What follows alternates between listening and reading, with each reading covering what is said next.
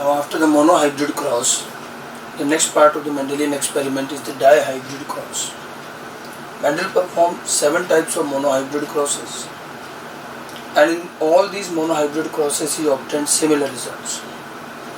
After studying monohybrid cross, the next part was dihybrid. Dihybrid means simply study of inheritance of 2 character at a time. Study of inheritance of 2 character, जहाँ monohybrid में हम एक एक character का inheritance study करते हैं, dihybrid में हम 2 करेक्टर का एक साथ स्टडी करेंगे। अब देखिए इसका पर्पस क्या था, why these crosses were performed. Actually monohybrid cross provide some fundamental information that a single character inherit in 3:1 pattern. एक एक करेक्टर किस तरह से इनहेरिट होता है ये हमें पता चला, लेकिन यहाँ मेंडल की क्यूरियोसिटी और थी कि अगर मैं 2 करेक्टर एक साथ लेकर स्टडी करूँ तो क्या होगा। और अपनी इसी चीज़ को जानने के लिए उन्होंने जो 7 करेक्टर उन्होंने सेलेक्ट किए थे उनमें से 2 करेक्टर लेकर के स्टडी करना शुरू किया। जब 2 करेक्टर एक साथ लेकर के सेम उसी तरह से क्रॉस किया गया जो मोनोहाइब्रिड तरीका था, उसको हम डाईहाइब्रिड क्रॉस कहेंगे क्योंकि 2 करेक्टर ले लिए। Process and the method remain same. वैसे ही सबसे पहले प्योर पेरेंट बनाए गए, उसके बाद उनका हाइब्रिडाइजेशन हुआ, F1 जनरेशन बनी, उसके बाद उसकी सेल्फिंग की गई F2 जनरेशन। जैसे हमने मोनोहाइब्रिड में भी F1 F2 की बात करी, ठीक वैसे सेम क्रॉस है, बस करेक्टर अब एक की जगह 2 हो जाएंगे। So study of 2 character at a time is dihybrid cross. Now why this crosses are perform, पहले हम ये भी जान लें कि आखिर मेंडल क्यों करते हैं ये क्रॉस और उनको वो क्या जानना चाहते हैं। ठीक है, तो अब यहाँ हम एक सिंपल सी बात देखें, मेंडल का सिर्फ एक पर्पस था कि अगर मैं एक से ज़्यादा यानी कि 2 करेक्टर एक साथ लेकर स्टडी करता हूँ, then what will happen. So what happen when we study more than 1 character. This was the basic theme जो वो जानना चाह रहे थे। So why this crosses perform, Mendel wants to know that is there kind of any interaction among the character during inheritance. जब हम एक से ज़्यादा करेक्टर स्टडी करेंगे तो क्या इनके बीच में कोई इंटरेक्शन होता है या नहीं, और बस ये जानने के लिए उन्होंने डाईहाइब्रिड क्रॉस किए।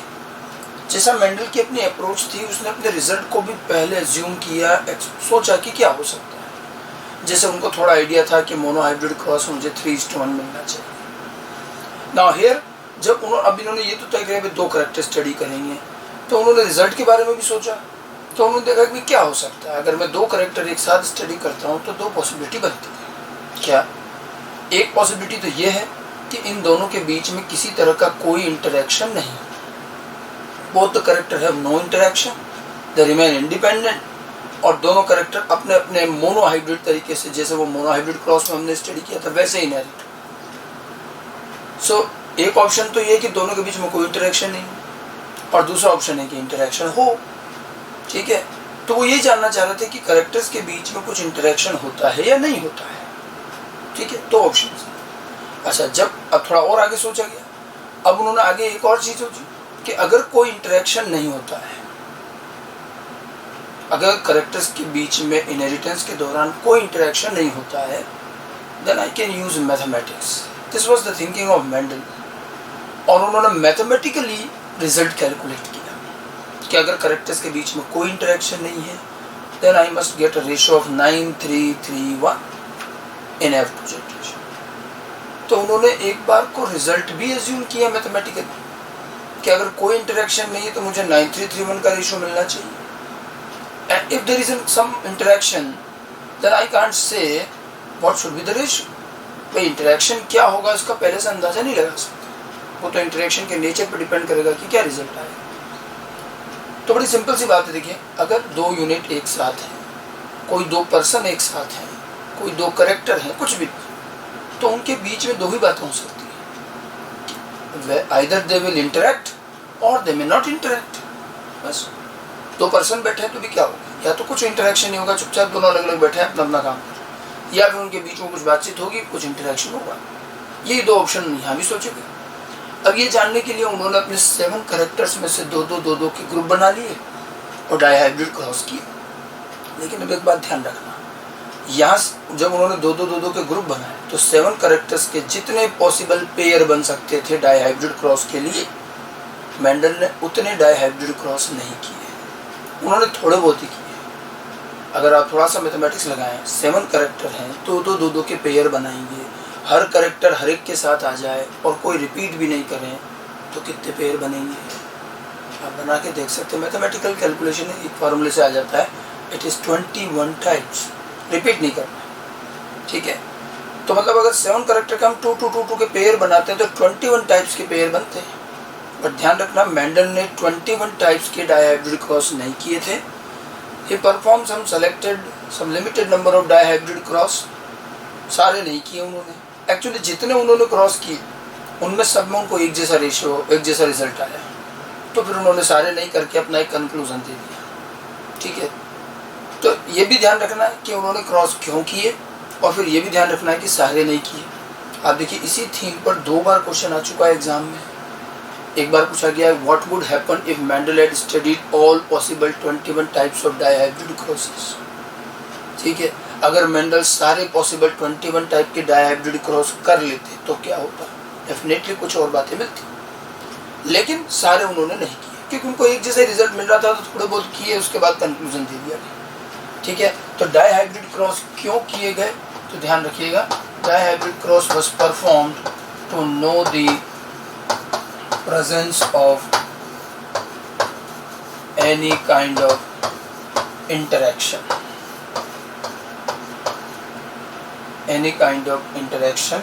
among character during inheritance, any kind of interaction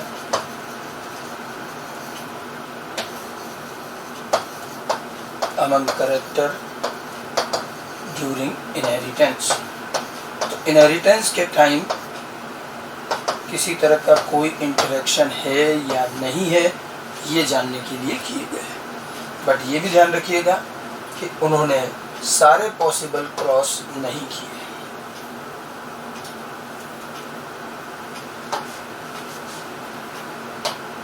Mendel he never performed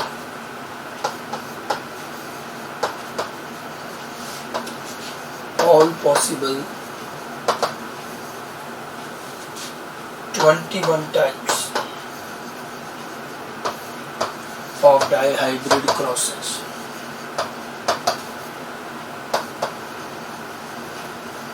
Dihybrid crosses from 7 characters. 7 characters 21 types के जो पॉसिबल डायहाइब्रिड क्रॉस थे वो सारे नहीं किए गए, ठीक है। ही परफॉर्म सम सेलेक्टेड क्रॉसेस, और फिर किस पर्पस से किए गए? इंटरेक्शन जानने के, ठीक है। अब हम एक एग्जांपल लेते हैं डायहाइब्रिड क्रॉस का और देखते हैं ज़रा कैसे रिजल्ट आता है, कैसे रेशियो निकाला जाता है। 12th बोर्ड एग्जाम में डायहाइब्रिड क्रॉस और पूरा F2 जनरेशन तक उसका रिजल्ट कैलकुलेट करने का ये काम 5 मार्क्स के बड़े क्वेश्चन में आएगा। तो प्रॉपर सिस्टमेटिकली आपको ढंग से कॉपी में लिखना भी पड़ेगा, ठीक है। और बाकी अदरवाइज इस पर कई सारे ऑब्जेक्टिव क्वेश्चन बनते हैं नीट पैटर्न पर, तो ये बड़ा इंपॉर्टेंट पार्ट है, बहुत इजी पार्ट है। मोनो हाइब्रिड हमने पढ़ा, उसी तरह से चलेगा, ठीक है। अब देखिए हम यहाँ पर इसमें देखिए जरा, हम कोई भी 2 कैरेक्टर ले लेते हैं मेंडल के, ठीक है, जिसमें उन्होंने डायहाइब्रिड क्रॉस किया। सपोज हमने मेंडल ने जो 7 कैरेक्टर लिए थे उसमें से हमने सीड के कैरेक्टर, और आपको पता होना चाहिए मेंडल ने सीड के कितने कैरेक्टर लिए। How many seed characters were used? There was 2, seed shape and seed colour, ठीक है। शेप कौन कौन से था? तो 2 तरह का शेप था, राउंड एंड रिंकल्ड। इनफैक्ट ये भी बताया था आपको कि राउंड सीड राउंड क्यों बने थे? स्टार्च ब्रांचिंग एंजाइम, ठीक है। इसी तरह से कलर भी 2 हैं, येलो एंड ग्रीन, और यहाँ पर डोमिनेंट कौन होगा कलर में, और वो भी सीड के कलर के मामले में येलो डोमिनेंट है, पॉड में ग्रीन डोमिनेंट होता है। ये छोटी छोटी बातें हम पहले बता रखी, ध्यान रखना है। तो हम सीड के 2 कैरेक्टर लेते हैं और एक डायहाइब्रिड क्रॉस करेंगे, बिल्कुल मोनोहाइब्रिड की तरह प्योर पेरेंट से शुरू करेंगे, ठीक है। तो अब देखिए आगे देखते हैं। जैसे डायहाइब्रिड क्रॉस हमने क्रॉस किया राउंड एंड येलो का क्रॉस रिंकल्ड एंड ग्रीन से, तो ये होमोजाइगस प्योर पेरेंट ले ली। इनके genotype capital R capital Y तो स्मॉल आर स्मॉल वाई, ये हो गई पेरेंटल जनरेशन। अब हम इनके गैमेट्स बनाएंगे, F1 बनाएंगे, F2 बनाएंगे, गैमेट मेथड बताया आपको पहले। गैमेट बनाने का फॉर्मूला, अब इससे कितने गैमेट बनेंगे तो पहले आप देखो n की वैल्यू क्या है, 2 to the power n formula है। n की वैल्यू क्या है कि ये दोनों ही क्या है, होमोजाइगस, तो n is equal to 0 and 2 to the power 0 means 1 gamete, तो एक गैमेट बनेगा। और हर जीन से एक एक रिप्रेजेंटेटिव लेना है, तो इधर से कैपिटल R, इधर से कैपिटल Y, ये 1 टाइप ऑफ गैमेट, ठीक है। इधर क्या हो जाएगा, स्मॉल r स्मॉल y, ये हो गए गैमेट्स। अब इनका आर्टिफिशियल क्रॉस फर्टिलाइजेशन किया गया तो F1 जनरेशन बना, दिस इज F1 जनरेशन, ठीक है। और F1 का फिनोटाइप क्या आया, कैपिटल R है तो राउंड एंड कैपिटल Y है तो येलो। F1 जनरेशन तक मेंडल को कोई नई बात नहीं मिली। देखिए राउंड रिंकल्ड का क्रॉस एंड येलो और ग्रीन का क्रॉस मेंडल मोनोहाइब्रिड में भी कर चुके हैं, ठीक है। और उनको राउंड और रिंकल्ड से वहाँ भी राउंड मिला था, यहाँ भी राउंड है। येलो और ग्रीन से मोनोहाइब्रिड में भी येलो आया था, यहाँ भी, बस ठीक है, 2 करेक्टर चल रहे हैं, बाकी है काम बिल्कुल मोनोहाइब्रिड की तरह, नथिंग न्यू। अब उन्होंने इस F1 जनरेशन का आगे क्या किया, सेल्फिंग, ठीक है, सेल्फिंग की, बताया था आपको, सेल्फिंग करेंगे, गैमेट्स बनाए जाएंगे, मेल गैमेट्स, अब इसी के मेल गैमेट्स और इसी के ही फीमेल गैमेट्स। अब अगेन गैमेट बनाने वाला मेथड देखो क्या रहेगा, अब की बार हमारे पास क्या जीनोटाइप है ये, ठीक है। तो इसका n की वैल्यू कितनी हुई, 2, और 2 to the power 2 मीन्स कितने गैमेट, 4, ठीक है। 4 टाइप के गैमेट बनेंगे। गैमेट बना सकते हैं, कौन कौन से बनेंगे इसमें,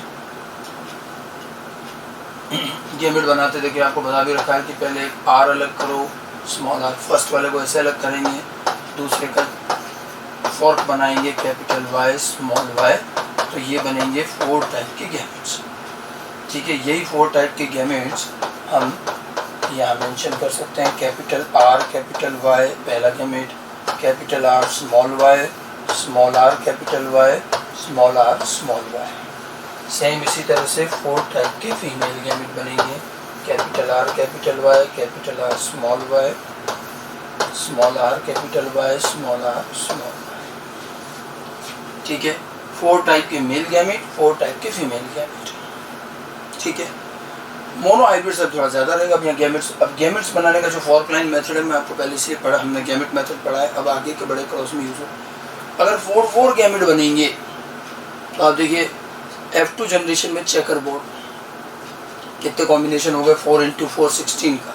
मोनोहाइब्रिड में तो 4 ही कॉम्बिनेशन थे, यहाँ 16 बनेंगे। अब हम चेकर बोर्ड, अब वो एरो वाले मेथड से नहीं निकलेगा, यहाँ चेकर बोर्ड बनाना पड़ेगा और उसी से हम अपना फिनोटिपिक जीनोटिपिक रेशो भी कैलकुलेट करेंगे।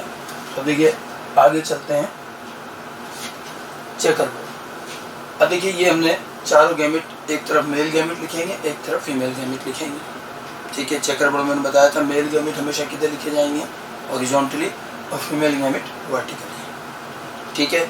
अब इसके अंदर अब देखिए, अब बड़ा सिंपल सा तरीका, इधर गैमेट लिखे आपको कंबाइन करके लिखना ही है, लेकिन देखो इस चेकर बोर्ड को अगर हम फिल करने का एक सही तरीका रखें तो हमें ये हमेशा याद रहेगा और इससे फिनोटाइप जीनोटाइप रेशो निकालना भी इजी होगा। तो मैं आपको एक प्रॉपर सिस्टम से इसको फिल करना बता रहा हूँ। हम इसमें ट्रायंगल सिस्टम यूज़ करेंगे। देखिए इस चेकर बोर्ड में मैं सबसे पहले एक ट्रायंगल बनाता हूँ, इसमें 3 ट्रायंगल बनेंगे। देखिए एक हमने ये पहले, सबसे पहले ये बड़ा ट्रायंगल बनाया और इस ट्रायंगल में जितने जीनोटाइप आ रहे हैं हम पहले वो लिखेंगे। ये ट्रायंगल सिस्टम आपको फिनोटाइप और फिनोटिपिक रेशियो निकालने में काम है। देखो अब जैसे यहाँ लिखें तो ये जो है ये कॉम्बिनेशन बना, ये एक ही बार बनता है, इस चेकर बोर्ड में दोबारा नहीं आता। यहाँ जो कॉम्बिनेशन आया सेम ये का ये कॉम्बिनेशन आपको यहाँ मिलेगा, आप देख सकते हो। जो कॉम्बिनेशन यहाँ बना सेम ये का ये जीनोटाइपिक कॉम्बिनेशन यहाँ आएगा, दोनों सेम आएंगे। और इस पूरे डायगोनल पर चारों कॉम्बिनेशन बिल्कुल सेम है और ये कंप्लीट हेट्रोजाइगस कंडीशन रहेगा, capital R small r capital Y small y। इस तरह के कॉम्बिनेशन को हमने क्या बोला था, डाईहाइब्रिड। तो डाईहाइब्रिड। अब आप देखो चेकर बोर्ड मैंने एक ट्रायंगल बनाया है, ये पहले जरा इसमें ध्यान से देखो, इन ट्राइंगल्स में आपको कुछ कॉमन दिख रहा है। कितने कॉम्बिनेशन, अगर हम इसमें काउंट करें तो कितने कॉम्बिनेशन है टोटल? 9। और हम जरा इनमें कॉमन निकालते हैं। क्या देखिए, इन 9 कॉम्बिनेशन में कॉमन क्या क्या है? 9 में कॉमन क्या है, जरा ध्यान से देखो। तो सब में फर्स्ट पोजीशन पर कैपिटल आर है,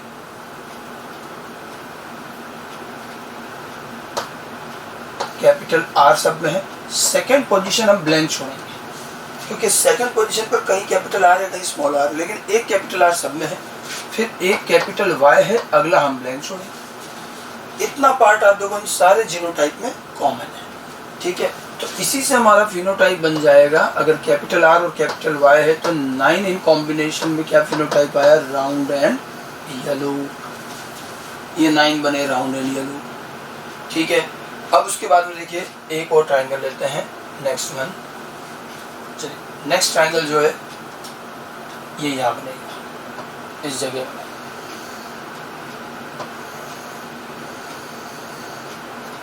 कुछ ऐसे इस ट्राइंगल के आपको तीनों कॉर्नर लेने हैं। जैसे एक पहला कॉम्बिनेशन यहाँ देखें तो ये capital R small y small y, फिर उसके बाद में capital R small y small y, और ये का ये कॉम्बिनेशन यहाँ बनेगा।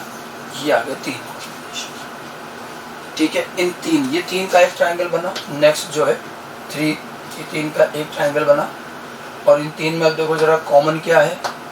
इसमें देखो कैपिटल आर सब में है, सेकंड पोजीशन ब्लैंक छोड़ेंगे, क्योंकि कैपिटल आर भी स्मॉल आर भी है। और देखिए स्मॉल वाई सब में है और स्मॉल वाई। जितना जीनोटाइप तीनों में कॉमन है उतना निकालें। इस ट्राइंगल में 3 कॉम्बिनेशन होंगे। अब देखो इनका फिनोटाइप क्या बना, कैपिटल आर है तो ये 3 क्या बनेंगे? राउंड, और स्मॉल वाई है तो ये हो जाएंगे ग्रीन। तो राउंड एंड येलो, ये राउंड एंड ग्रीन हो जाएंगे। देन उसके बाद में नेक्स्ट एक और ट्राइंगल लेते हैं। अगला एक छोटा सा ट्राइंगल इस जगह बनेगा। इसमें देखो जो कॉम्बिनेशन है स्मॉल आर कैपिटल वाई,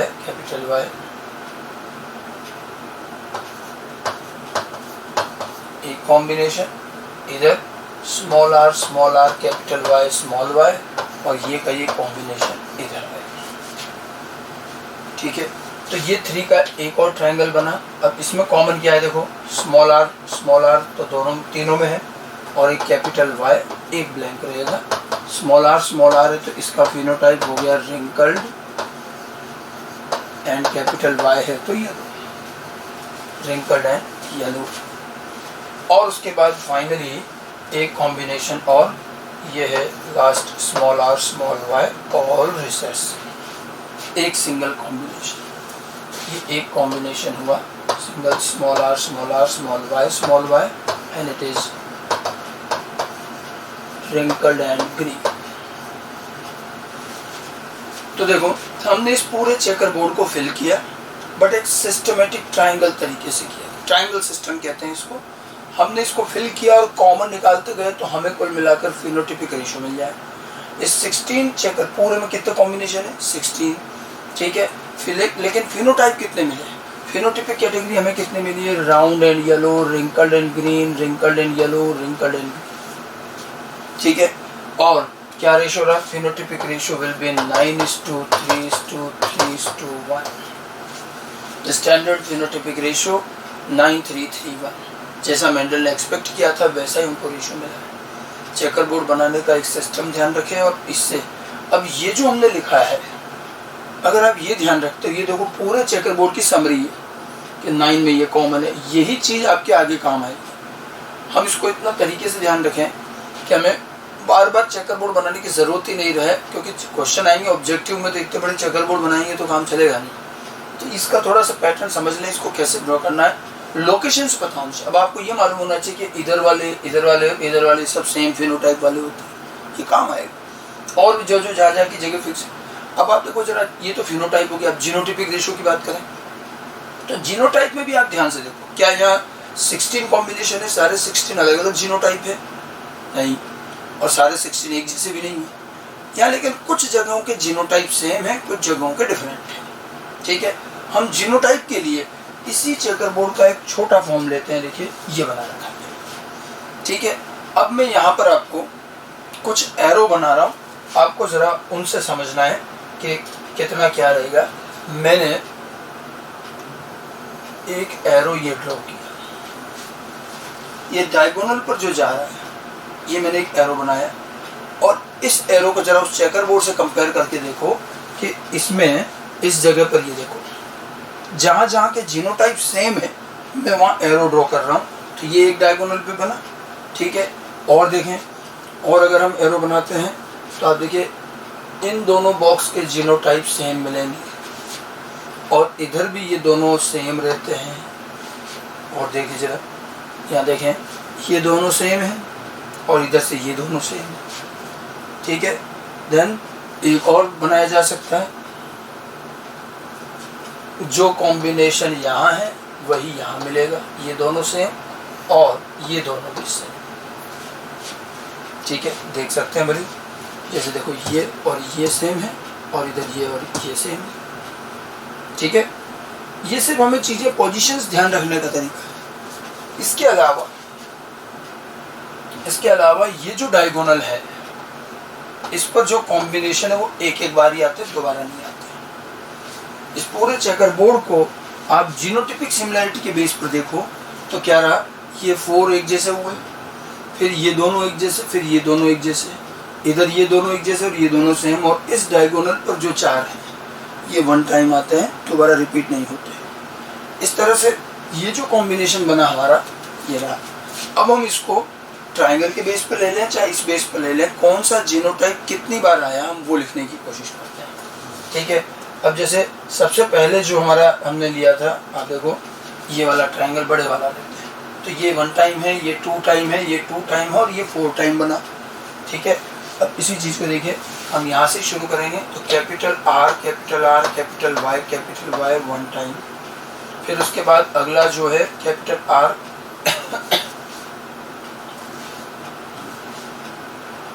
ये capital R capital Y small y, ये जो है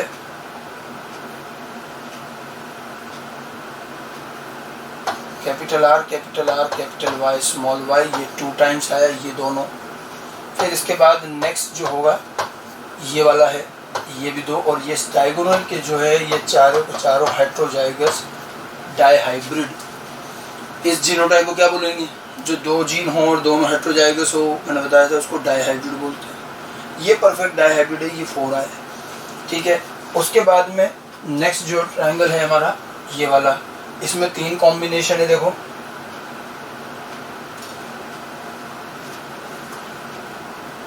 अब यहाँ पर capital R small y 1 time, capital R small y 2 times, ठीक है।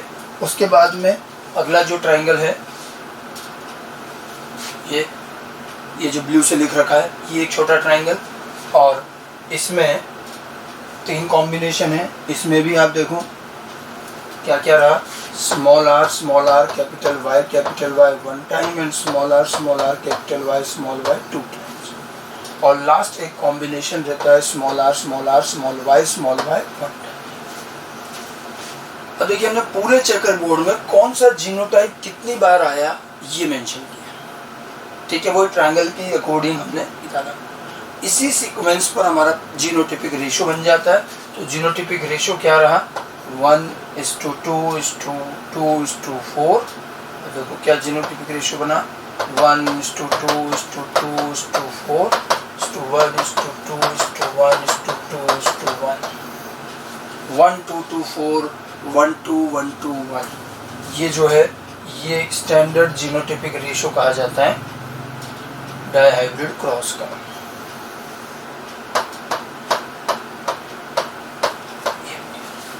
ठीक है, तो या तो आपको ये ध्यान रखना 1:2:4 1:1:1। इस रेशियो को थोड़ा सा नंबर रीशफल करके एक इजी रेशियो और बना सकते हैं, वो भी एक्सेप्टेबल है। वैसे ध्यान रखना रेशियो स्टैंडर्ड है, 9331 है तो 9331 ही वो स्टैंडर्ड, 3391 नहीं कर देना है। ये भी स्टैंडर्ड रेशियो जिस सीक्वेंस में मिलता है उसी सीक्वेंस में ध्यान रखना। अब इसी में अगर मैं थोड़े से नंबर रीशफल करूं तो इसको ऐसे भी कर सकते हैं 1:1, फिर आप इसका डबल करो तो कितना आ जाएगा 2:4:2 और फिर लिख दो 1:2:1, ये बन गया। ये दोनों सेम रेशियो है, थोड़े से नंबर इधर उधर किए, 1:1, 2:4, 1:1, ये भी ध्यान रख सकते हो, या 1:2:4, 1:1.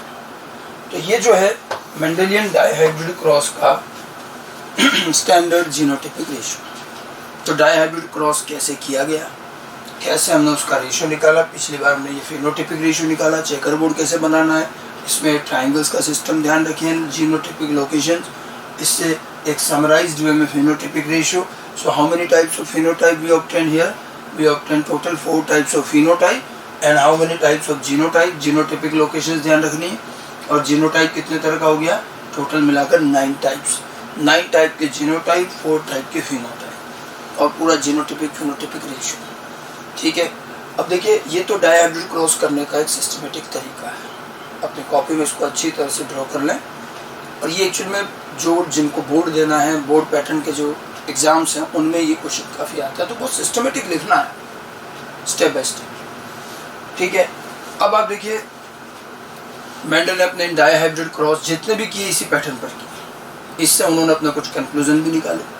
अच्छा, इससे पहले एक और चीज़, ये जो चेकर बोर्ड हमने बनाया है, इस चेकर बोर्ड पर बेस्ड बहुत सारे क्वेश्चन आते हैं, स्पेशली प्रोबेबिलिटी बेस्ड. क्या आप मुझे बता सकते हो what will be the probability of each gamete here, या हर गैमेट की क्या क्या प्रोबेबिलिटी होगी, and probability of each zygotic combination. Gamete कहाँ है और जाइगोटिक कॉम्बिनेशन कहाँ है, बता सकते हैं. गैमेट कहाँ है, जाइगोटिक कॉम्बिनेशन कहाँ है. ये जो बाहर की तरफ लिख रखे हैं ये तो हमारे गैमेट है, और अंदर जो लिखे हैं ये सब जाइगोट. 2 गैमेट फ्यूज होके क्या बनेगा, जाइगोट. मैंने पहले भी कहा था, चेकर बोर्ड में आने वाली सारी चीज़ें जाइगोट होती है, जाइगोटिक कॉम्बिनेशन. यहाँ कितने जाइगोटिक कॉम्बिनेशन बने, 16. तो यहाँ पर एक गैमेट की प्रोबेबिलिटी क्या रहेगी, 1/4. 4 गैमेट बनते हैं. पहले गैमेट के टाइम में बता रखा है कि probability of each gamete will be 1/4. इधर भी, और मेल गैमेट की भी इधर प्रोबेबिलिटी 1/4 होगी. तो प्रोबेबिलिटी जरूर ध्यान रखिएगा, 1/4, 1/4. और जब आप जाइगोटिक कॉम्बिनेशन करेंगे तो मल्टीप्लाई हो जाएगा, तो इसकी प्रोबेबिलिटी 1/16 है, इसकी भी 1/16, इस तरह से चलेगी, किसी की भी वो मल्टीप्लाई होगी. तो गैमेटिक प्रोबेबिलिटी 1/4 है, जाइगोटिक प्रोबेबिलिटी 1/16 है. फिर जो एक जैसे होते हैं उनको ऐड कर दिया जाता है, इस तरह से प्रोबेबिलिटी निकलती है. अब देखो, प्रोबेबिलिटी पर बेस्ड क्वेश्चन किस तरह से आते हैं, मैं आपको कुछ क्वेश्चन बता रहा हूँ, और हम इसको चेकर बोर्ड से आंसर निकालेंगे. चाहे वो जीनोटाइपिक फिनोटाइपिक रेशियो से निकाल सकते हैं, चेकर बोर्ड से भी निकाल सकते हैं. जैसे एक क्वेश्चन देखिए, in the F2 generation of a dihybrid cross find out the probability of offspring. Question की स्टार्टिंग इस तरह से, F2 generation of dihybrid cross find out the probability of offspring first which are homozygous for both character, जो दोनों character के लिए homozygous हो. ठीक है, homozygous for both character, and which are heterozygous for both character, which are homozygous for one and heterozygous for other character. 3 question. ठीक है. Dihybrid cross की F2 जनरेशन में हमें इन तीनों क्वेश्चन का आंसर देना है, होमोजाइगस, हेट्रोजाइगस. अब आप चाहो तो इसको चेकर बोर्ड से भी निकाल सकते हो, और नहीं तो जीनोटाइपिक रेशियो. क्योंकि देखो, होमोजाइगस हेट्रोजाइगस का पता कब चलता है, होमोजाइगस हेट्रोजाइगस का मालूम चलता है हमें जीनोटाइप. तो हम जरा जीनोटाइपिक रेशियो पे ही देख लें. ठीक है. ये जो जीनोटाइपिक रेशियो है,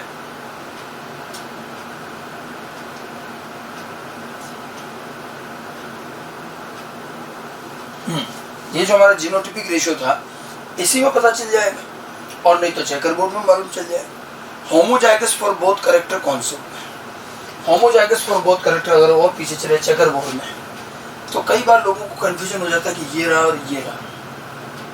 बट ये ध्यान रखना, होमोजाइगस फॉर बोथ कैरेक्टर का है, न डोमिनेंट बोला न रिसेसिव बोला है. तो होमोजाइगस फॉर बोथ कैरेक्टर कौन कौन से हुए, तो आप देखो इस पूरे डायगोनल पर आपको ये दिखेगा, 1 2 3 4, ये सब होमोजाइगस फॉर बोथ कैरेक्टर है.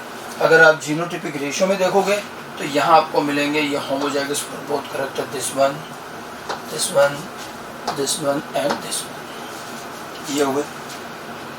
मतलब जो भी कॉम्बिनेशन 1-1 आ रहे हैं, how many genotypes comes once only in checker board, 4, और ये सारे होमोजाइगस फॉर बोथ कैरेक्टर हैं.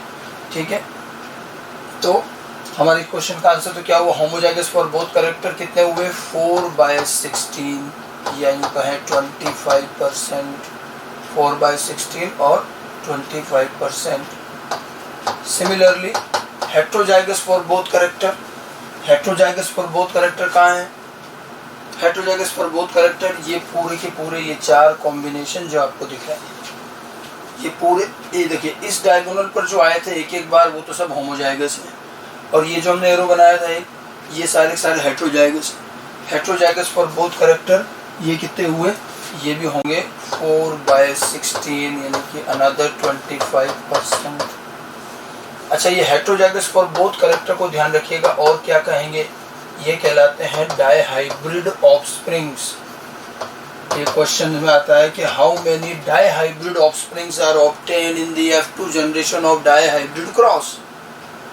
तो मैंने आपको बताया भी था गेमेट के टाइम भी कि डाइहाइब्रिड क्रॉस कहना अलग चीज़ है, cross of 2 character, but dihybrid organism, dihybrid genotype, dihybrid genotype कहते हैं जो हेट्रोजाइगस होता है दोनों कैरेक्टर के लिए, मतलब ये वाला होगा, ये dihybrid.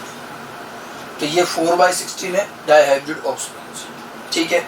Now homozygous for one and heterozygous for other character ये कितने हो गए? इसको तो आप बिना चेकर बोर्ड देखे भी निकाल सकते हैं. कॉमन सेंस की बात है कि टोटल में 25% हो गए होमोजाइगस फॉर बोथ कैरेक्टर, 25% हो गए हेट्रोजाइगस फॉर बोथ कैरेक्टर. तो अब बचे कौन? एक ही तो कंडीशन बची कि एक के लिए होमोजाइगस, एक के लिए हेट्रोजाइगस. तो रिमेनिंग सारे 50% अपने आप क्या हो गए? Heterozygous for one and homozygous for other. जैसे यहाँ जीनोटाइप में दिख रहा है, ये जितने भी रेशियो 2-2 बार आए, ये देखो ये हुआ, ये हुआ, ये है, ये है, ये जो सारे हैं these all are heterozygous for one, homozygous for other. इसका आंसर हो जाएगा 8/16 या 50%. 8/16 और 50%. ठीक है. तो होमोजाइगस हेट्रोजाइगस बेस्ड कुछ क्वेश्चंस प्रोबेबिलिटी के हो सकते हैं. ठीक है. इसी तरह से आप देखिए इस चेकर बोर्ड से और भी हमें क्वेश्चन मिल सकते हैं. मैंने कुछ और क्वेश्चन लिख रखे हैं. नेक्स्ट क्वेश्चन, विच है पेरेंटल फिनोटाइप. अब हमने क्वेश्चन फिनोटाइप में से पूछा है, पेरेंटल फिनोटाइप. ठीक है. तो पेरेंटल फिनोटाइप की बात करें तो पेरेंटल फिनोटाइप कौन से हुए? आपको भी यहाँ पर मोनोहाइब्रिड क्रॉस में मैंने जो क्वेश्चन कराते समय एक क्वेश्चन पिछली बार कराया था जिसमें पेरेंट डिसाइड करना बताया था. ठीक है, कि हम पेरेंट कैसे डिसाइड करते हैं. पेरेंट डिसाइड करने का अपना एक तरीका है. ठीक है. पेरेंट डिसाइड कैसे करेंगे? हमें कौन सी जनरेशन दे रखी है उससे करेंगे. अगर कोई जनरेशन नहीं गिवन है तो हम क्रॉस को एक ही जनरेशन का मानते हैं और इमीडिएट पेरेंट लेते हैं. हमने क्वेश्चन किया था. और अगर क्वेश्चन में कोई जनरेशन मेंशन है तो उस जनरेशन के अकॉर्डिंग पेरेंट लेंगे कि ये इसके लिए पेरेंट कौन सा होंगे. अब जैसे हमारे इस क्वेश्चन में कोई जनरेशन मेंशन है क्या? आपको लगेगा नहीं है. बिल्कुल है.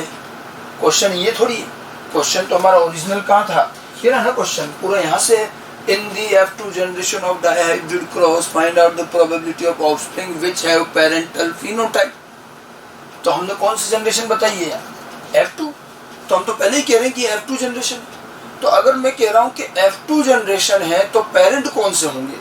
तो ध्यान रखना कौन से पेरेंट के लिए ये जो हम काम कर रहे हैं या ये जो चेकर बोर्ड बना रहे हैं, ये चेकर बोर्ड कौन से पेरेंट के लिए F2 हुआ? किसकी सेकंड जनरेशन है? तो F1 से काउंट करोगे तो फर्स्ट जनरेशन आएगी.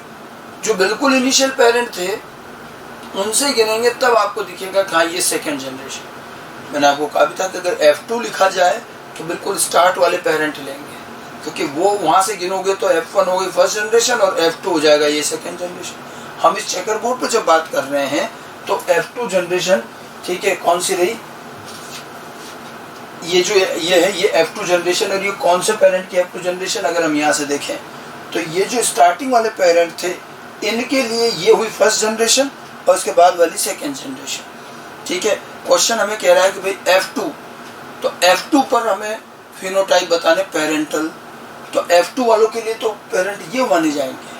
ठीक है, क्योंकि ये इन पेरेंट की सेकंड जनरेशन. तो यहाँ पर पेरेंटल फिनोटाइप पेरेंट कौन सा है? Round and yellow, wrinkled and green. ठीक है. तो ये आप देखो यही parental combination round and yellow, wrinkled and green कितने बने? ये राउंड एंड येलो 9 है और रिंकल्ड एंड ग्रीन कितने हैं? 1.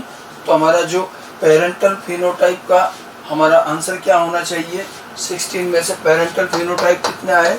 10/16. Parental phenotype 10/16. ठीक है. ये ध्यान रखना आपने पेरेंट कैसे डिसाइड किए, F2 के अकॉर्डिंग नीचे वाले पेरेंट लेंगे। अगर F2 नहीं होता है तो फिर हम इनके जो इमीडिएट पेरेंट है सिंगल जनरेशन वाले F1 वाले, ठीक है। Then which have the new और रिकॉम्बिनेंट फिनोटाइप। रिकॉम्बिनेंट या न्यू फिनोटाइप उसको बोलेंगे जो पेरेंट के अलावा आए हैं। पेरेंट कौन से हैं, round and yellow, wrinkled and green, ये पेरेंट है, ठीक है। उसके अलावा अब क्या बचे, देखो फिनोटाइप में कुछ नए फिनोटाइप भी तो आए हैं। ये देखो राउंड एंड येलो, ये तो पेरेंटल हो गए, रिंकल्ड एंड ग्रीन। अब ये जो दोनों है ये क्या है, round and green, wrinkled and yellow, ये दोनों रिकॉम्बिनेंट, जो अदर देन पेरेंट नया प्रोड्यूस हुआ उसको रिकॉम्बिनेंट कहते हैं। तो प्रोबेबिलिटी ऑफ रिकॉम्बिनेंट फिनोटाइप कितना हुआ, तो रिकॉम्बिनेंट फिनोटाइप कितने हो जाएंगे, ये हो जाएंगे 6/16, ये 10/16, ये 6/16 रिकॉम्बिनेंट फिनोटाइप। अब आप देखें which of parent phenotype as F1, F1 जैसे फिनोटाइप वाले, तो F1 जैसे, अब यहाँ क्लियर पूछ रहा है F1 जैसे फिनोटाइप वाले F2 में कितना है, हम बात चल रही है F2 पर। तो F2 में F1 जैसे कितना है, F1 में क्या फिनोटाइप था, F1 में हमें आया था राउंड एंड येलो, तो राउंड एंड येलो F2 में कितना है, अब देख लो राउंड एंड येलो F2 में कितना आ रहा है, फिर से देख लो, ये राउंड एंड येलो कितने 9, तो हमारा फिनोटाइप एज F1 कितना हो जाएगा, इसका आंसर हो जाएगा 9/16, ये 9/16। तो ये फिनोटाइप से रिलेटेड 3 क्वेश्चन होते हैं, parental phenotype, recombinant phenotype and phenotype as F1, ठीक है। ऐसे ही क्वेश्चन जीनोटाइप में भी आ सकते हैं।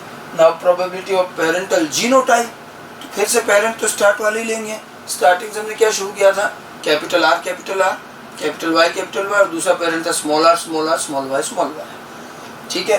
तो ये पेरेंटल जीनोटाइप होंगे, ठीक है। पेरेंटल जीनोटाइप कितने आए, तो अगर हम जीनोटाइप में देखें तो पेरेंटल जीनोटाइप, हमारा पेरेंटल जीनोटाइप कौन सा हुआ, एक तो इससे शुरू किया था हमने और दूसरा इससे शुरू किया था। फर्स्ट और लास्ट वाला जो है यही पेरेंटल जीनोटाइप है, बाकी बचे हुए सारे बाद में बने हैं, इनको न्यू जीनोटाइप बोलेंगे। इसलिए पेरेंटल जीनोटाइप का आंसर क्या हो जाएगा, ये तो हो जाएगा 2/16 और फिर न्यू जीनोटाइप कितने हो जाएंगे 14/16। पेरेंटल 2 ही बनेंगे, फर्स्ट और लास्ट, और बाकी बचे हुए सारे न्यू और रिकॉम्बिनेंट जीनोटाइप, ठीक है। तो होमोजाइगस हेटेरोजाइगस पर बेस्ड कुछ प्रोबेबिलिटीज आती हैं, कुछ फिनोटाइप जीनोटाइप पर बेस्ड प्रोबेबिलिटी है। इस अकेले चेकर बोर्ड से बहुत सारे ऑब्जेक्टिव बन सकते हैं, ठीक है। अच्छा, कई बार रेशियो बनवा के पूछा जा सकता है। देखो एक और चीज देखिए, ठीक है, one more thing, ratio between parental phenotype and new phenotype. Parental phenotype नए फिनोटाइप का रेशियो क्या आया, तो पेरेंटल फिनोटाइप कितने थे, ये भी निकाले अपन ने 10/16 और न्यू कितने हैं 6/16। तो इनका रेशियो कितना हो जाएगा 10 पेरेंटल और न्यू रिकॉम्बिनेंट 10:6, या इसको और सिंप्लीफाई करेंगे तो ये आ जाएगा 5:3। Ratio between parental phenotype new phenotype 5:3। Then ratio between parental genotype and new genotype. अब जीनोटाइप में देखिए पेरेंटल कौन सा था, ये रहा 2/16, नए कितना है 14/16। तो इनका रेशियो कितना हो गया 2 पेरेंटल 14 न्यू, या इसको 1:7 कर सकते हैं, 1:7, ठीक है। इस तरह से कोई भी रेशियो बनवाया जा सकता है। अब ये सब क्या क्वेश्चन कैसे भी बने, आपको चेकर बोर्ड उनके फिनोटिपिक जीनोटिपिक रेशियो जो हमने निकाले वो अच्छे से आने चाहिए। उसके बाद आप कोई भी प्रोबेबिलिटी बना सकते हो, कोई भी रेशियो बना सकते हो, पूछने में कुछ भी पूछा जा सकता है। So variety of question can be developed from this checkerboard, from this dihybrid cross। बहुत सारे ऑब्जेक्टिव बने कि इसकी क्या प्रोबेबिलिटी, कितने फिनोटाइप, कितने जीनोटाइप, ठीक है। तो ये तो मेंडेलियन मोनोहाइब्रिड डाईहाइब्रिड क्रॉस, उसके रिजल्ट और उसके कुछ प्रोबेबिलिटीज। अब मेंडल ने इस तरह के जब डाईहाइब्रिड क्रॉस किए, मैंने कहा उन्होंने सारे 21 तो नहीं किए थे, लेकिन कुछ तो किए थे। जितने भी डाईहाइब्रिड क्रॉस मेंडल ने किए सब में उनको 9331 मिला है। और मैंने आपको पहले बताया था कि जब काम शुरू करने से पहले ही उन्होंने इतना तो निकाल ही लिया था कि अगर मुझे 9331 का रेशियो मिलता है, if I would get 9331 ratio in the F2, then there is no interaction because it is a mathematical result. और 9331 आना इंडिकेट करता है कि कोई इंटरेक्शन है। और जब उन्होंने जितने डायहाइब्रिड क्रॉस किए सब में 9331 आया तो उन्होंने अपना एक कंक्लूजन दे दिया। उन्होंने अपना एक कंक्लूजन दिया कि what ever be the number of character you study together it doesn't matter and every character remain independent from another character. आप चाहे कितने ही करेक्टर स्टडी करो कोई दिक्कत नहीं, हर करेक्टर दूसरे करेक्टर से इंडिपेंडेंटली इनहेरिट करता है और वो भी मोनो हाइब्रिड पैटर्न में। ठीक है, every character remain independent and it will inherit in monohybrid pattern. ये मेंडल का कंक्लूजन था जब उन्होंने 2 करेक्टर 3 करेक्टर एक साथ लेकर स्टडी किए। ठीक है, और मेंडल के इसी कंक्लूजन को बाद में कॉरेंस ने एक लॉ बनाया और ये मेंडल का मैंने कहा था पोस्टुलेट है।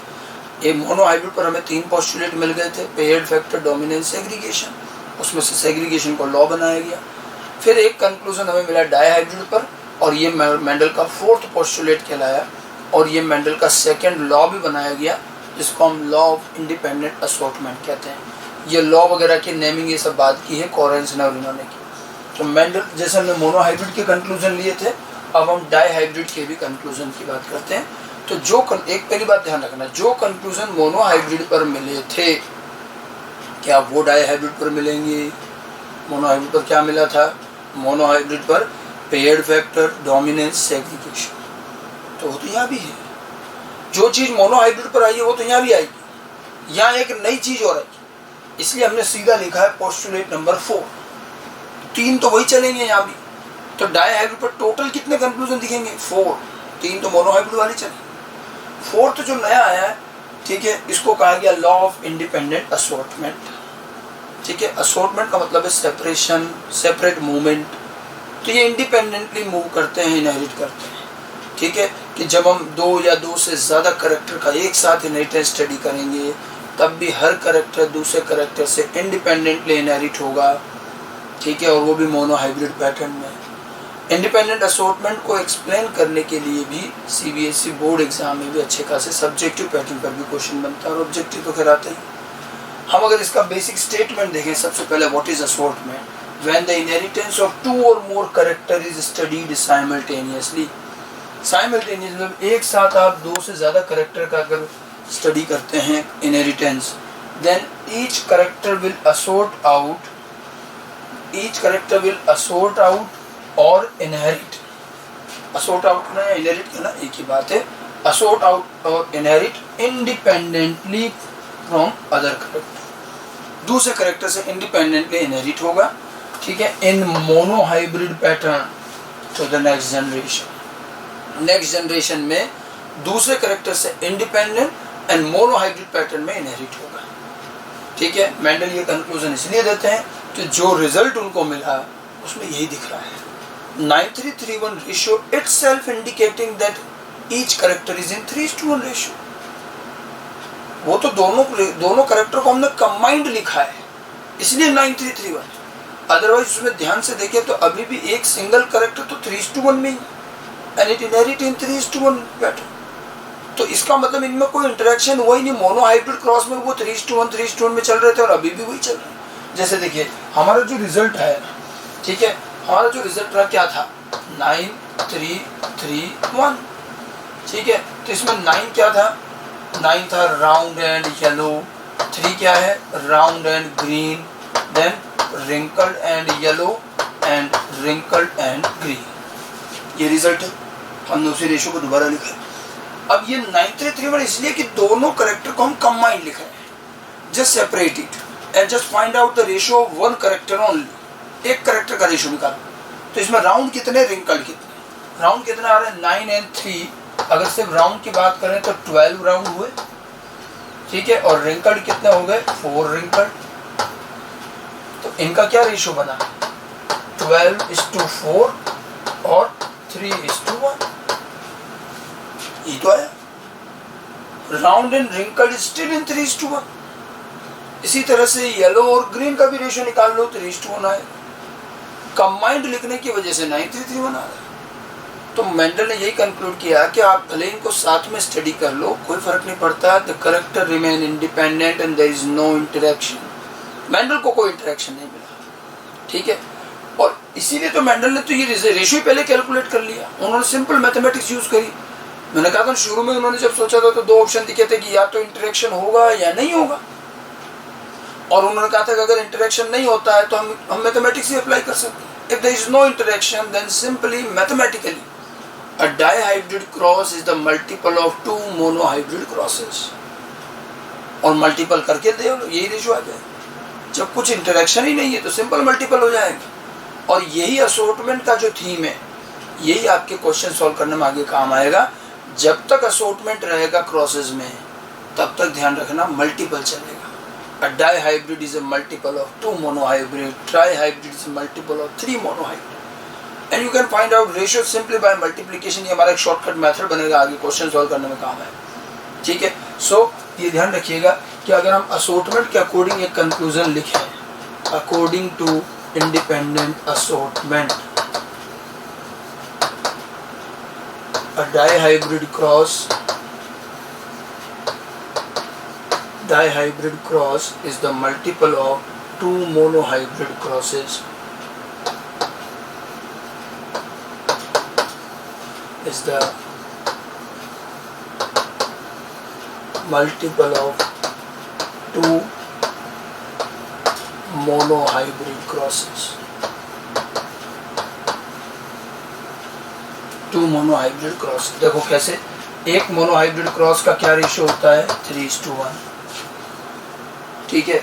दूसरा मोनोहाइब्रिड क्रॉस का रेशियो 3:1। हमारे यहाँ दो करेक्टर हैं, देखो एक तो है round and wrinkled, yellow and green. अगर मैं ये एक करेक्टर लिखता हूँ राउंड एंड रिंकल्ड का, ये येलो एंड ग्रीन का, तो इनके इंडिविजुअल रेशियो तो 3:1 है। इनको मल्टीपल कर दो, 3 का 3 से मल्टीपल करेंगे 9, 3 का 1 से करेंगे तो 3, अगेन 3 एंड 1 मल्टीपल किया है 933 बना दिया। ठीक है, सेम आप जीनोटिपिक रेशियो भी निकाल सकते हो। एक का जीनोटिपिक रेशियो आता है क्या 1:1, ठीक है। तो ये 1:2:1 और फिर से 1:2:1, 1:1, इसको मल्टीपल कर लो 1:1, 2:4:2, 1:1, ये तो रेशियो बना है। जिस रेशियो को हम चेकर बोर्ड से लाए, आप उस रेशियो को सीधे मल्टीपल करके भी ला सकते हैं, because there is no interaction. और जब कोई इंटरेक्शन नहीं है तो dihybrid simply multiple of two monohybrid. ये बड़ा काम भी आता है, ध्यान रखिएगा। क्वेश्चन में डाई असॉर्टमेंट है मतलब मल्टीपल चल रहा है और कुछ नहीं, ठीक है। ये मेंडल का कंक्लूजन था इंडिपेंडेंट असॉर्टमेंट, जो उन्होंने डाइहाइब्रिड क्रॉस से कैलकुलेट किया या कंक्लूड किया। अब देखिए, मेंडल ने तो इतनी बात कही। अब क्या हुआ, मेंडल के बाद जब लोगों ने आगे रीडिस्कवरी के बाद मेंडल के तरीके से बहुत काम हुआ और लोगों ने मोनोहाइब्रिड क्रॉस भी किए, डाइहाइब्रिड क्रॉस भी किए। मोनोहाइब्रिड क्रॉस में ज़्यादा परेशानी नहीं आई और बाद में भी जब लोगों ने अदर दूसरे ऑर्गेनिज्म पर भी काम किया 3:1 आता था, वही रिजल्ट आता था। लेकिन डाइहाइब्रिड क्रॉस में दिक्कत आई। मेंडल के इन 4 कंक्लूजन में से, अब 4 कंक्लूजन हो गए, ठीक है। Postulate of paired factor, postulate of dominance, law of segregation, law of independent assortment, ठीक है। और इनमें से 4 में से 2 लॉ बनाए, ठीक है। इन चारों कंक्लूजन में से जो कंक्लूजन सबसे ज्यादा क्रिटिसाइज हुआ आफ्टर मेंडल, ठीक है, जिसका सबसे ज्यादा क्रिटिसिज्म हुआ वो था असॉर्टमेंट। एक्चुअली क्या हुआ, बाद में जब लोगों ने डाइहाइब्रिड क्रॉस किए अलग अलग मेंडल के तरीके से, कई बार लोगों को 9331 का ये रेशियो नहीं मिलता था। 3:1 लाने में दिक्कत नहीं थी, बट डाइहाइब्रिड क्रॉस का रेशियो 9331 कई बार नहीं आता था। और ऐसा लगने लगा कि असॉर्टमेंट जो है हर जगह फॉलो नहीं हो रहा है, क्योंकि असॉर्टमेंट फॉलो होगा तो 9331 ही आना है, और 9331 नहीं आ रहा मतलब असॉर्टमेंट फॉलो नहीं हो रहा। तो बड़ा क्रिटिसिज्म, बहुत सारे ऑब्जेक्शंस आए, और धीरे धीरे ऑलमोस्ट एक बार को तो मेंडल का independent assortment as a law discard हो गया कि ये लॉ नहीं है। हमने पहले कहा था लॉ हम उसको बनाते हैं जो यूनिवर्सली एप्लीकेबल, तो एज ए लॉ ये डिस्कार्ड हो गया, क्योंकि ये तो बहुत सारे ऑब्जेक्शन है, कई बार 9331 नहीं आता, ठीक है। लेकिन उसके बाद में आए मॉर्गन ने फिर वापस इस लॉ को रिवाइव किया। मॉर्गन का कहना था कि मेंडल का असॉर्टमेंट कतई गलत नहीं है, इट्स क्वाइट करेक्ट, लेकिन हम मेंडल के असॉर्टमेंट को अप्लाई करने में गलती कर रहे हैं। मॉर्गन ने कहा कि मेंडल ने कब बोला कि आप इसको सब जगह अप्लाई करो, तो हम कर रहे हैं। ठीक है। नाउ मॉर्गन ने सारी बातें ढंग से समझाई। मॉर्गन का कहना था कि मेंडल अगर कहते हैं कि हम दो कैरेक्टर स्टडी करने के लिए ले रहे हैं और उन्होंने कहा कि दोनों इंडिपेंडेंट जा रहे हैं तो जाते हैं। अब उन्होंने इस चीज को ढंग से समझाया। सबसे पहले तो मॉर्गन ने दो बातें क्लियर की। पहला, genes are present on chromosome. अब वो क्रोमोसोम की एंट्री करवाते हैं जेनेटिक्स में, और पहली बार उन्होंने ढंग से कहा कि जीन जो है क्रोमोसोम पर होता है, नंबर एक। नंबर दो बात जो उन्होंने कही, on every chromosome there are many genes present in linear manner in a line because chromosomes are very less in number and genes are many. तो एक एक क्रोमोसोम पर बहुत सारे जीन लाइन से अरेंज्ड। मैंने आपको शुरू में जीन और अलील में बताया भी था, ठीक है। मॉर्गन ने जब ये दो बातें क्लियर की कि there are many genes on one chromosome and of course genes are present on chromosome, अब मॉर्गन समझाते हैं कि क्यों असॉर्टमेंट मिलता है और क्यों नहीं भी मिलता है, ठीक है। मॉर्गन ने सिंपल सा समझाया कि when you start dihybrid cross you just select two character and you are normally selecting the character randomly. कोई भी दो कैरेक्टर ले लेते हैं। मॉर्गन पूछते हैं कि did you observe their genes, क्या आपने उन दोनों कैरेक्टर का जीन ऑब्जर्व किया कि जीन कहाँ है? अब हमें जीन दिखता थोड़ी, हम तो दो कैरेक्टर ले लिया हमने, राउंड येलो कुछ भी ले लिया। यहाँ मॉर्गन समझाते हैं कि व्हेन यू आर टेकिंग और selecting character randomly just think about their gene position. अब जरा इनकी जीन की पोजीशन पर सोच के देखो क्या होता है। Then Morgan said you will definitely find two different options. क्या क्या ऑप्शन हो सकते हैं? दो ऑप्शन क्या मिलेंगे कि suppose you have taken or you have selected two character whose genes are present on different chromosome। एक का जीन किसी क्रोमोसोम पर है, दूसरे का जीन किसी और पर है। And it might possible that you have selected two such character whose genes are present on the same chromosome। You will definitely have the two condition। Morgan यही समझाते हैं कि आपके पास दो ऑप्शन, दो कंडीशन रहेगी कि आपने जो अपनी स्टडी में दो कैरेक्टर सेलेक्ट किए उन दोनों कैरेक्टर के जीन या तो सेम क्रोमोसोम पर होंगे या अलग अलग पर होंगे। एंड देन मॉर्गन एक्सप्लेन कि when you are selecting the character and whose genes are present on different chromosome then only you will obtain assortment, then only the character will inherit independently because their genes are present on different, अलग अलग chromosome पर होना चाहिए तभी तो independent हो। And if suppose the two genes or the characters of two genes are present on a same chromosome, तब Morgan कहते हैं they will not show independency। If they are present on same chromosome, they will inherit together because chromosome intact पूरा inherit होता है, ठीक है। तो वो दोनों जीन्स साथ जाए और इस तरह से टुगेदर साथ साथ साइमल्टेनियसली इनहेरिट करना, इसको मॉर्गन ने एक नया नाम दिया लिंकेज। सो जीन्स का इंडिपेंडेंट इनहेरिटेंस असॉर्टमेंट है, जीन्स का simultaneous together inheritance linkage. Morgan ने एक नई डिस्कवरी करी लिंकेज की, लेकिन मॉर्गन लिंकेज डिस्कवर तब कर पाए जब उन्होंने पहले असॉर्टमेंट को एक्सेप्ट किया। तो मॉर्गन फिर वापस कहते हैं कि नहीं बिल्कुल सही है, ये लॉ है। हालांकि इसमें ऑब्जेक्शन जो दिख रहे हैं तो मॉर्गन ने इसमें एक टर्म्स एंड कंडीशन ऐड करी। मॉर्गन ने कहा कि असॉर्टमेंट आज भी लॉ है लेकिन उसकी एक कंडीशन है, पहले आप वो कंडीशन फुलफिल करो फिर कोई ऑब्जेक्शन नहीं। तो असॉर्टमेंट भी लॉ है और एक सेग्रीगेशन भी लॉ बताया, पर ध्यान रखना सेग्रीगेशन अनकंडीशन लॉ है, उसके लिए कोई कंडीशन नहीं है। But assortment is a condition law, उसमें एक टर्म्स एंड कंडीशन है कि पहले आप ये फुलफिल करो फिर आप देखिए इसमें कोई दिक्कत नहीं मिलेगी, ठीक है। अब असॉर्टमेंट की कंडीशन क्या है, देखो असॉर्टमेंट की कंडीशन क्या रहेगी, तो ध्यान रखिएगा इसकी जो कंडीशन है कि this law is applicable only when, इसकी एक कंडीशन ध्यान रखिए,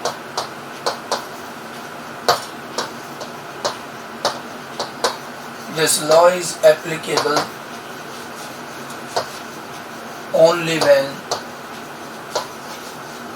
genes of both characters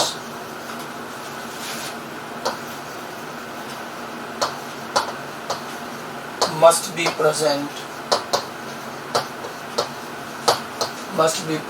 on different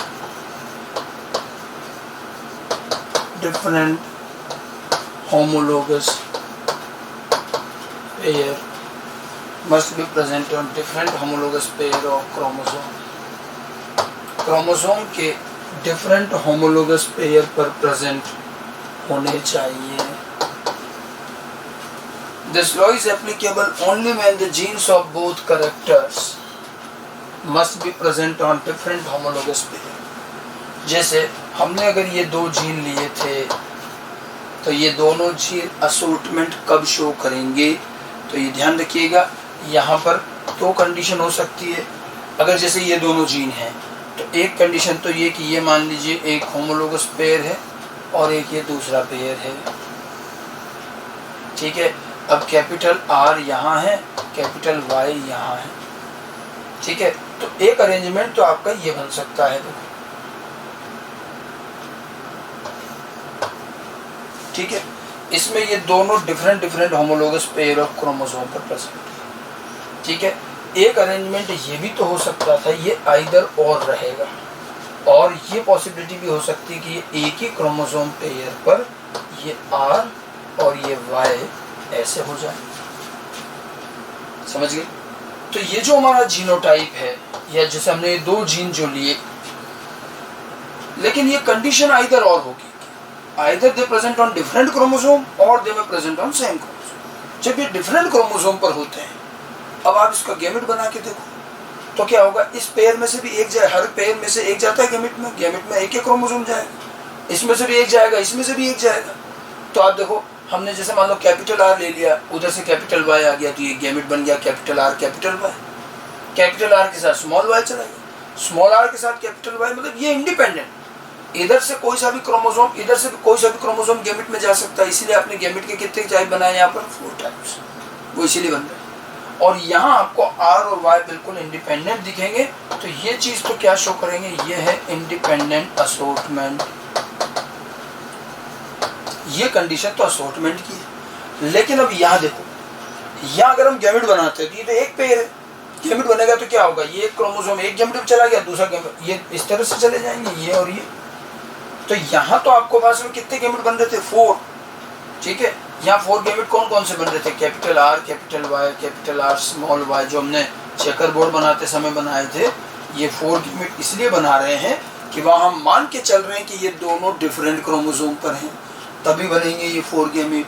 अब यहाँ कितने गैमेट बनेंगे, देखो यहाँ तो ये कैपिटल R कैपिटल Y चला गया, इधर स्मॉल r स्मॉल y, यहाँ तो 2 ही गैमेट बनेंगे, ठीक है। अब अगर हम यहाँ ये उम्मीद करें कि हमें तो कैपिटल R के साथ स्मॉल y चाहिए, स्मॉल r के साथ कैपिटल Y चाहिए, तो ऐसे नहीं आएगा। ये तो ये पूरा क्रोमोसोम इन दोनों को साथ ले जाएगा, इन दोनों यहाँ जीन साथ जाते हुए दिख रहे हैं, तो ये कंडीशन क्या कहलाएगी, लिंकेज। तो असोर्टमेंट और लिंकेज एक आइदर और कंडीशन है कि either there will be assortment or there will be linkage. कोई भी any two gene will never have both the things together, दोनों चीज एक साथ नहीं आएंगी। कोई भी दो जीन के बीच में या तो असोर्टमेंट होगा या लिंकेज होगा, ठीक है। या तो गैमेट भी 4 बन रहे हैं या नहीं बनेंगे। और हाँ, अगर हम सोचें कि कैपिटल R कैपिटल Y तो आ रहा है, कैपिटल R के साथ स्मॉल y चाहिए, ऐसे नहीं आएगा। लेकिन हाँ, कभी कभी क्रॉसिंग ओवर होता है, आप लोगों ने 11th में क्रॉसिंग ओवर पढ़ा होगा। अब 11th में क्रॉसिंग ओवर की चीजें लिंकेज में काम आए, तो अगर क्रॉसिंग ओवर हुआ ना, तो जरूर कैपिटल R के साथ स्मॉल y आ जाए, लेकिन बहुत कम होता है। तो जितना इजीली यहाँ 4 गैमेट बनेंगे, उतना इजीली यहाँ नहीं बनेंगे। हम लिंकेज अभी नहीं पढ़ रहे हैं, लिंकेज पूरा डिटेल से मेंडल के बाद आएगा। मैं सिर्फ कंपैरिजन कर रहा हूँ कि असोर्टमेंट जब नहीं हो रहा तो हो क्या रहा है, ठीक है। तो मेंडल ने एक बात कही थी, दूसरी नहीं कही। इसलिए क्या हुआ, जब लोगों ने बाद में डायहाइब्रिड क्रॉस किए, तो कुछ में ऐसे भी क्रॉस हुए जिसमें दोनों कैरेक्टर के जीन सेम क्रोमोसोम पर थे, तो वहां उनको फिर असोर्टमेंट जैसा रिजल्ट नहीं मिला। देखो, रिजल्ट या रेशो कांस्टेंट कब आता है, छोटी सी बेसिक बात ध्यान रखना, जब गैमेट इक्वल प्रोबेबिलिटी में और ढंग से बनेंगे तभी आएगा। यहाँ 4 गैमेट बनते हैं, चारों की प्रोबेबिलिटी भी 1/4 है, तभी 9:3:1 का रेशो आएगा, वो वहाँ नहीं आएगा, गैमेट ही 2 बन जाए, ठीक है। तो ये ध्यान रखना है कि आपको असोर्टमेंट कब मिलेगा और कब नहीं मिलेगा और फिर क्या नहीं। अब जरा एक चीज देखिए, अब मैंने क्या कहा, असोर्टमेंट में कुल मिलाकर हम यही तो कहना चाह रहे हैं, असोर्टमेंट के अंदर हमारा कहना क्या है कि हमने जीन R का जीन Y से इंडिपेंडेंटली इनहेरिट करवाया, कि gene R is independent from gene Y and this is called independent assortment. अगर ये दोनों साथ जाते हैं तो लिंकेज। ये आर और वाई किस तरह के जीन है? आर जीन और वाई जीन अलीलिक जीन है, नॉन अलीलिक जीन? बड़ी सिंपल सी बात है, allelic gene, sorry non allelic gene. ठीक है, तो अगर मैं ये कहना चाहूं कि assortment is the independent inheritance of non allelic gene, तो सही होगा बिल्कुल। असॉर्टमेंट क्या हुआ? Independent inheritance of non allelic gene. तो लिंकेज क्या हो जाएगा? Simultaneous inheritance of non allelic gene, independent inheritance of non allelic gene present on different chromosome, ये भी बोलना पड़ेगा, then it shows assortment. And simultaneous inheritance of non allelic gene present on same chromosome, this is called linkage. अच्छा, ये तो बात assortment और linkage की हो रही है। Where is segregation here?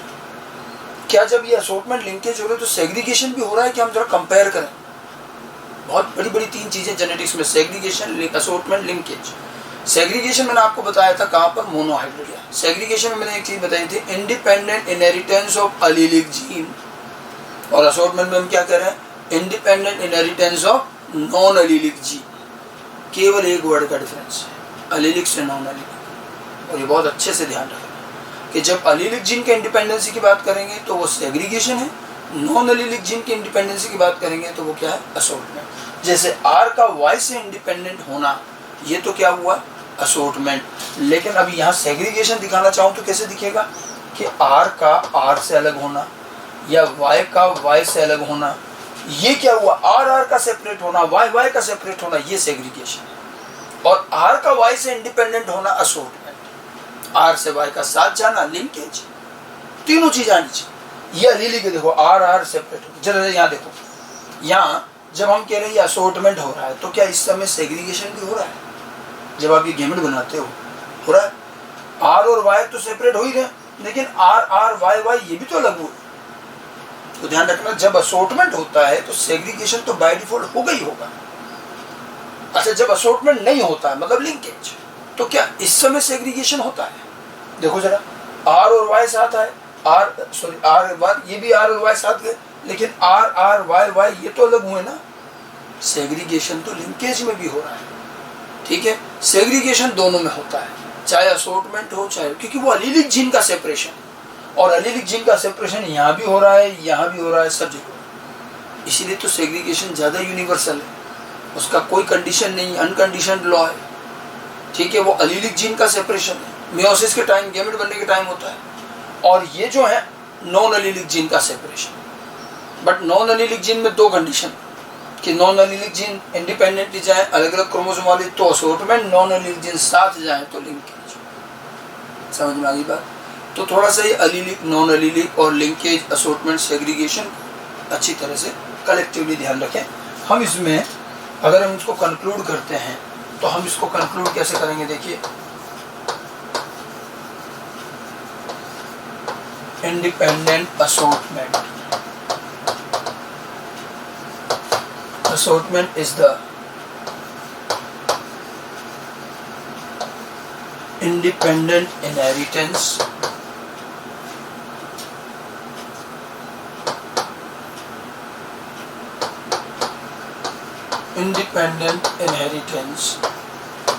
of non-allelic gene.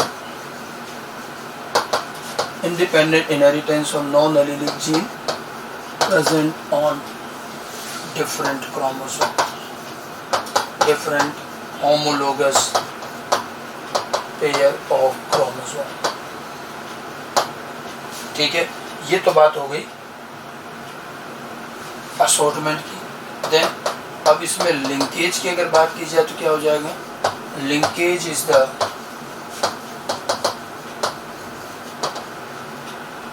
simultaneous inheritance of non-allelic gene. Simultaneous inheritance of non-allelic gene present on a same chromosome. Present on a same chromosome. तो यहाँ पर देखिए ये है independent inheritance of non allelic gene present on different homologous chromosome. और यहाँ क्या हुआ, simultaneous inheritance of non allelic gene present on same chromosome. तो ये दोनों ही फिनोमिनन नॉन अलीलिक हैं और बिल्कुल रिवर्स चलेंगे, ठीक है। अब इसकी वजह अगर हम और दूसरा पार्ट देखें, अगर हम ये देखें कि भाई इसके अलावा हमारा जो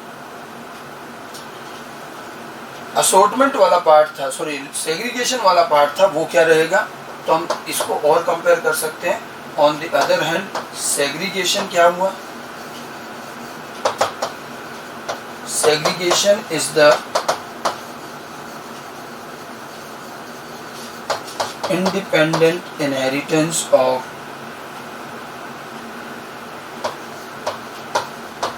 segregation is the independent inheritance of allelic genes.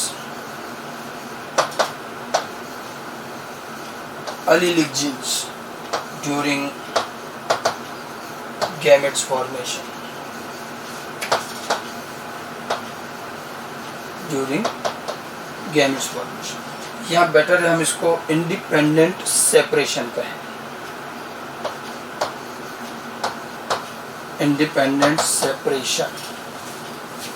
तो segregation, linkage and independent assortment, तीनों का मैंने कंपैरिजन लिया है, ठीक है।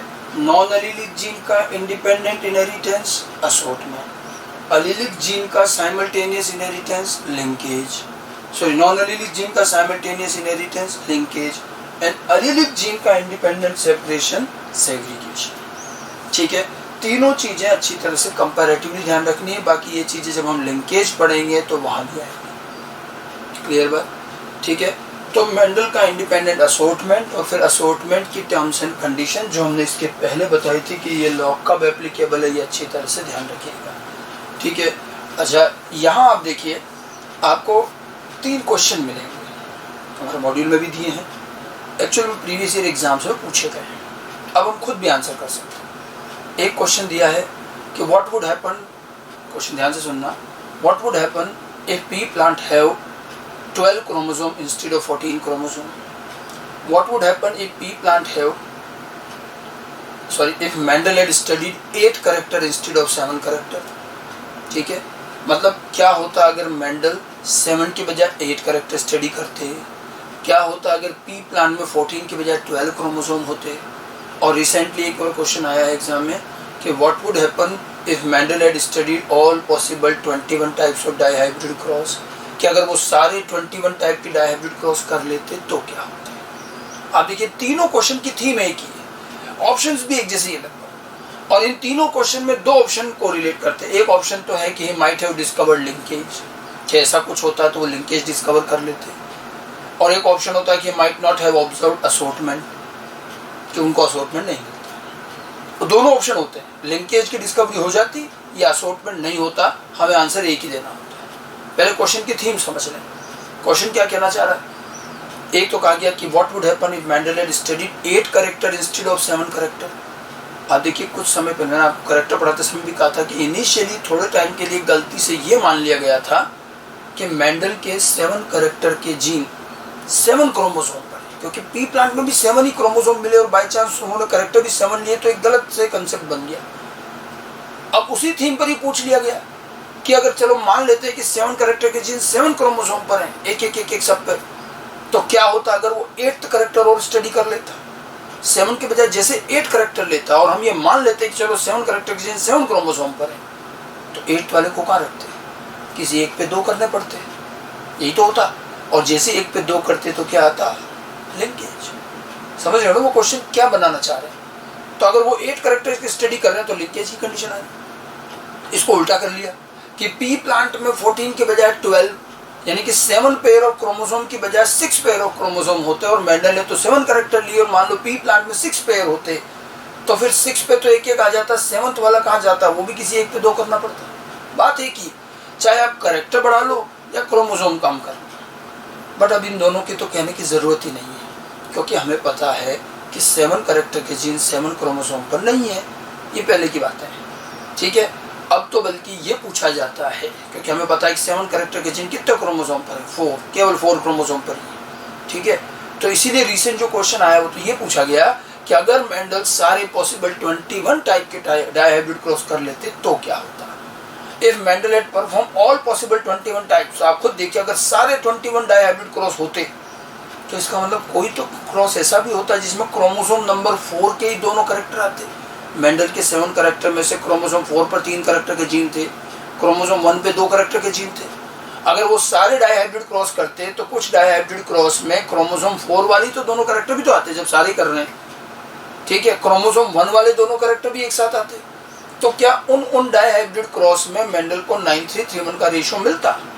नहीं मिलता, ठीक है। अगर मेंडल सारे 21 क्रॉस करते तो कुछ क्रॉस में उनको 9331 नहीं मिलता, ठीक है, क्योंकि वहां लिंकेज होता।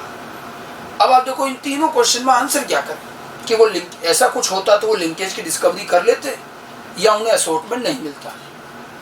अब इसमें बड़ा सिंपल सी बात है, देखो लिंकेज की डिस्कवरी कर ही लेते, इस बात की तो गारंटी हम आज नहीं दे सकते, क्या पता उन्हें बात समझ में आती नहीं आती। लेकिन जो उन्होंने कंक्लूजन दिया था असॉर्टमेंट वो नहीं मिलता है तो कंफर्म था ना। तो इन तीनों क्वेश्चन में आप प्रायोरिटी पर पहला आंसर क्या करेंगे कि might not have observe assortment, कि उनको असॉर्टमेंट नहीं मिलता। अब चाहे वो उसको एज ए लिंकेज डिस्क्राइब कर पाते या नहीं कर पाते ये बताना मुश्किल है, ठीक है। तो ये जो तीनों क्वेश्चन है वो असॉर्टमेंट और लिंकेज पर बेस्ड ही आते हैं। तो ये था मेंडल का डायहाइब्रिड क्रॉस, उसके रिजल्ट्स, उस पर बेस्ड कुछ क्वेश्चंस और उनका कंक्लूजन और लिंकेज के साथ कोरिलेशन। मेंडेलियन जेनेटिक्स का ये बड़ा पार्ट है और इस पर अच्छे खासा बड़ा क्वेश्चन लगता है, ओके। इसके बाद मेंडल ने कुछ और आगे भी काम किया, इसके बाद नेक्स्ट पार्ट में हम वही कंटिन्यू करेंगे।